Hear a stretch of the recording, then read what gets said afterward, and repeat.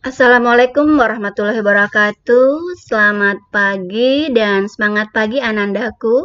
Bertemu lagi dengan Ibu Nenden di bidang studi bahasa Indonesia, khususnya kelas 7 semester genap, ya Nak ya.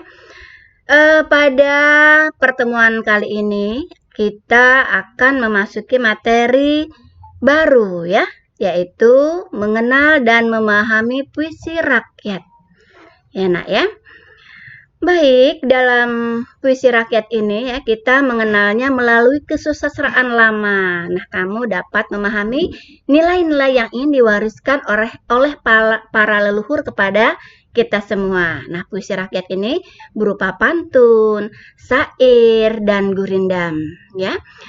Dalam dunia kesusastraan, kita memiliki warisan yang turun-temurun berupa cerita rakyat atau puisi rakyat yang tidak diketahui siapa pengarangnya atau dikatakan anonim. Nah ya, karena mengapa anonim? Karena ini adalah disampaikan dari mulut ke mulut.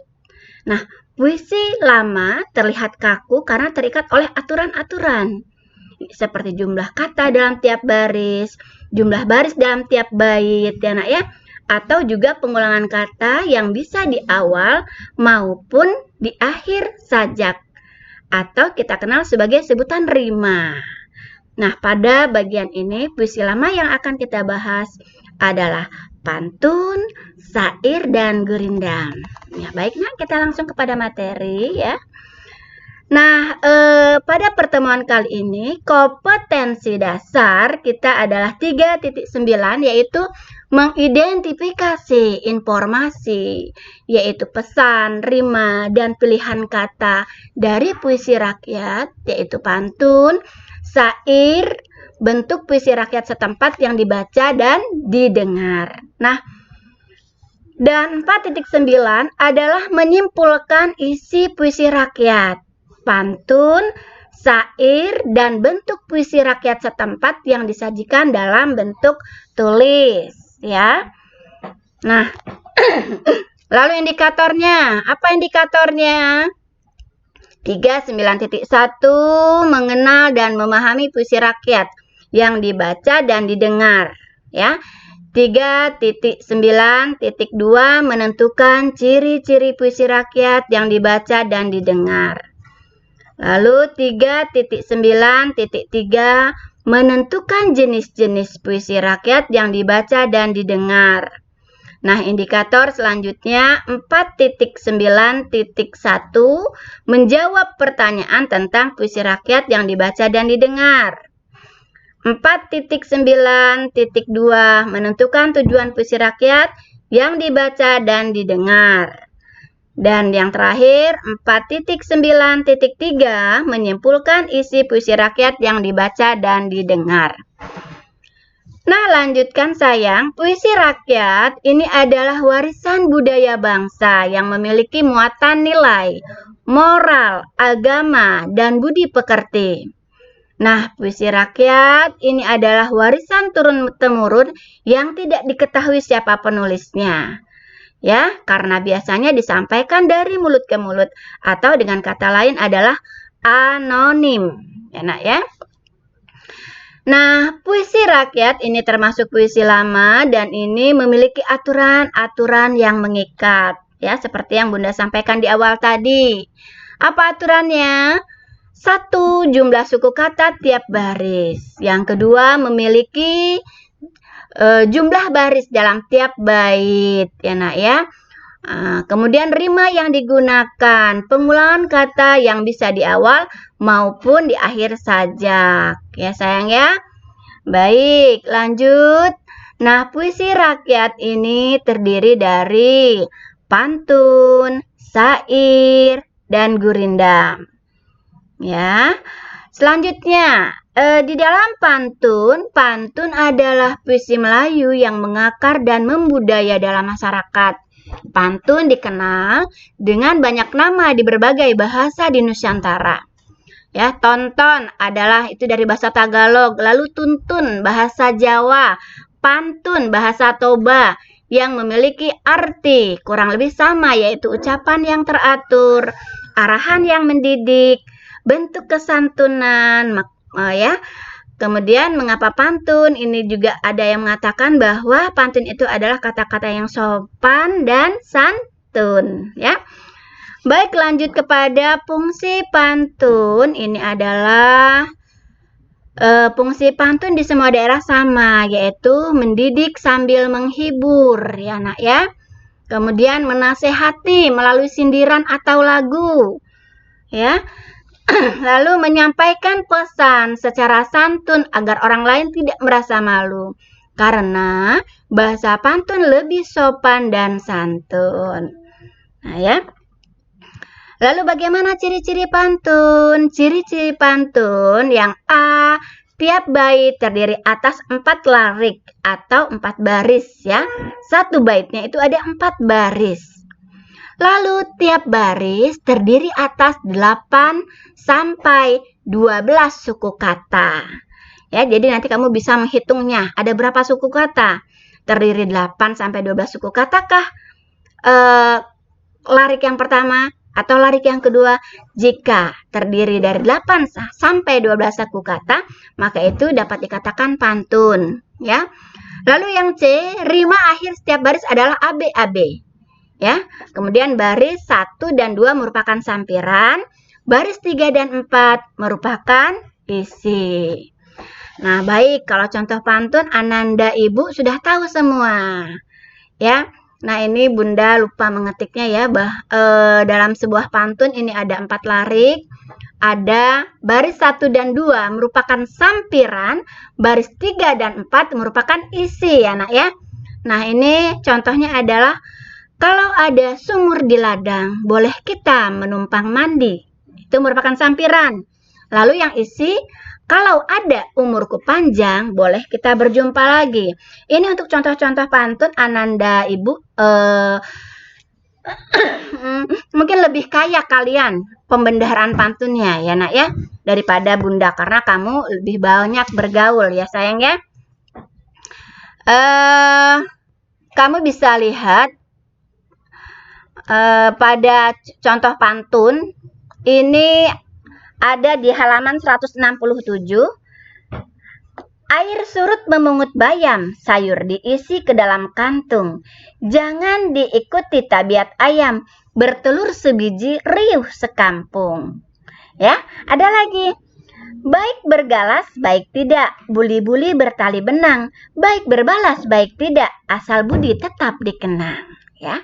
Ada lagi, ikan nila dimakan berang-berang, katak hijau berlompat ke kiri. Jika berada di rantau orang, baik-baik membawa diri.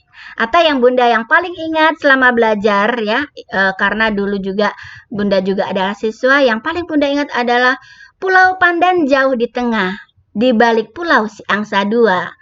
Hancur badan di kandung tanah, budi baik dikenang jiwa. Enak ya, boleh kamu cari nanti yang lainnya. Ya, lalu di sini sampiran kamu lihat. Nah, ini kamu bisa lihat kalau ada sumur di ladang boleh kita menumpang mandi, itu sampiran. Kalau ada umurku panjang boleh kita berjumpa lagi. Nah, itu adalah isi.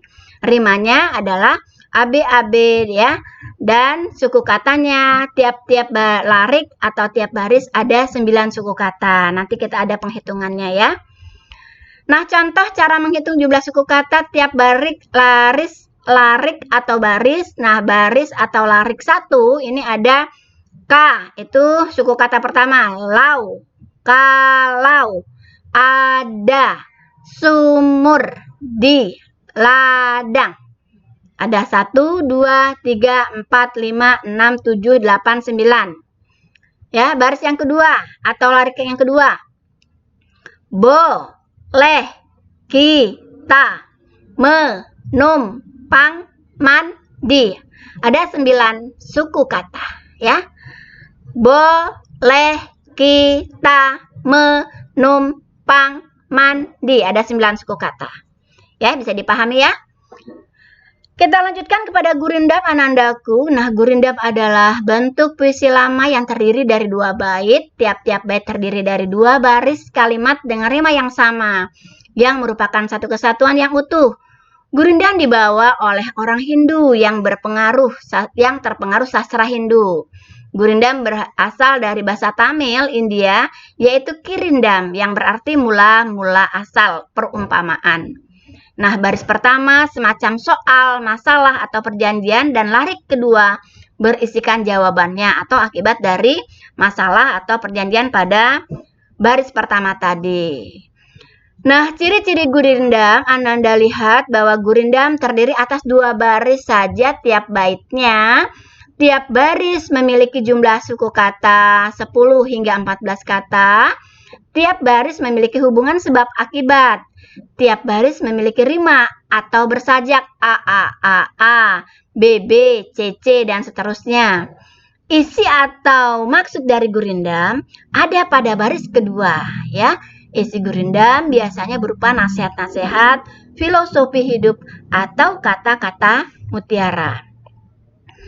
Baik, nak, kita lanjutkan pada contoh gurindam untuk kalian pahami. Boleh sambil membaca bukunya, nak, ya. Ada pada halaman 168, 169 itu. Contohnya adalah sehari olehmu seorang sahabat yang boleh dijadikan obat. Maksudnya adalah kita harus memilih sahabat yang baik bagi kita, yang bisa membahagiakan atau menyenangkan kita saat kita sedang bersedih, ya, bisa menjadikan obat kala kita sakit, ya, bisa menjadi penghibur di kala kita bersedih, ya sayang, ya.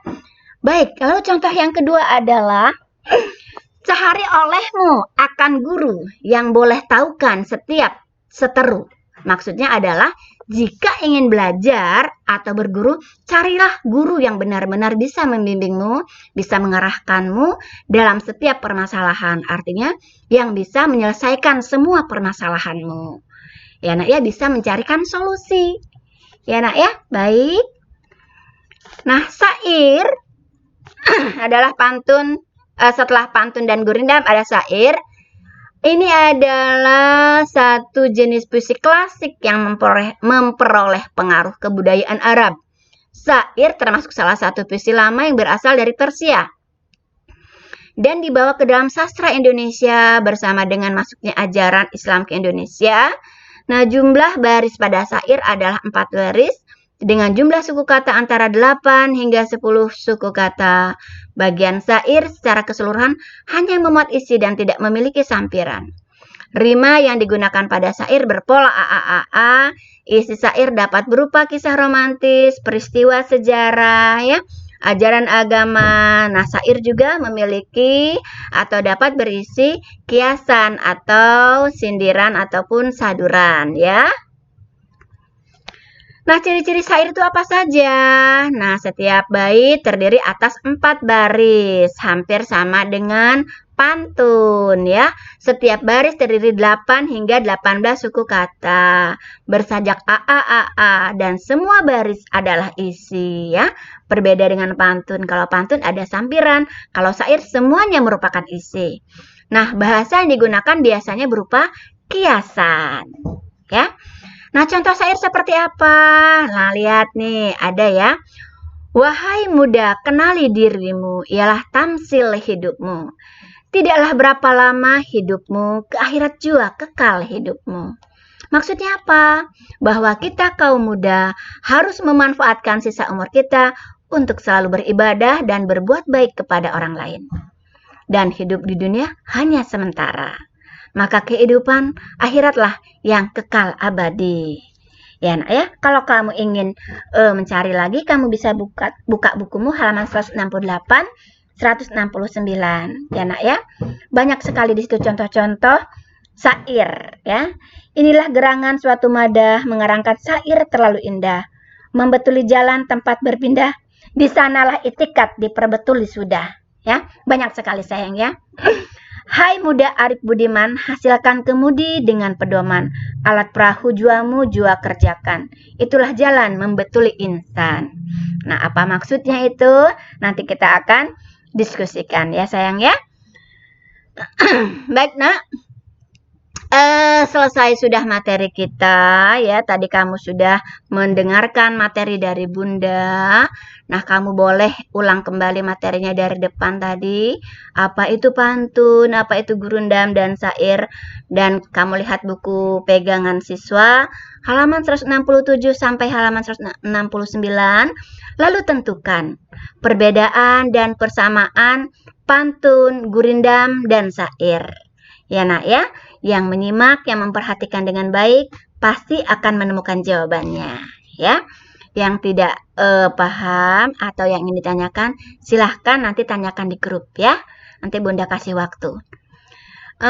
Dan selanjutnya nanti kalian menuliskan masing-masing satu contoh pantun, satu contoh gurindam, satu contoh syair.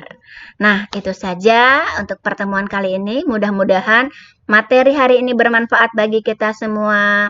Bisa kamu jadikan referensi dalam belajar, sayang ya. Tolong dikerjakan latihannya dalam lembar kerja siswa, pada buku latihan. Nanti buku latihannya kalian foto dan serahkan pada Bunda. Ya, demikian pada pertemuan kita pada hari ini. Mudah-mudahan kamu tetap semangat dalam belajar. Ya, tetap sehat semuanya. Salam untuk ayah bundamu. Ya, Ibu akhiri dengan Assalamualaikum warahmatullahi wabarakatuh. Selamat pagi dan semangat pagi. Selamat belajar. Terima kasih sayang.